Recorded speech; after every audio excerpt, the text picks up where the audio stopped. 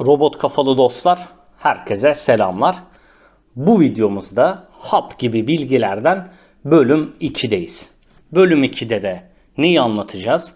Masamızın üzerinden yine göreceğiniz üzere robot süpürgelerin su tankına deterjan vesaire eklenir mi sorusunun cevabını sizlere iletiyor olacağım.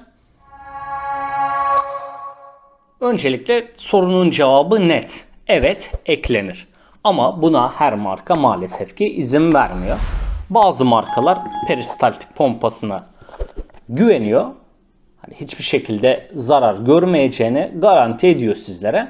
Bu tarz markalar, örnekte olacağı üzere Robogil markası deterjan kullanımına özellikle Robopaspas markasının deterjanlarını kullanabileceğinize izin veriyor. Ama bazı markalar sirke dahil, yani suyun haricinde su tankıma hiçbir madde ekleyemezsin diye belirtiyorlar.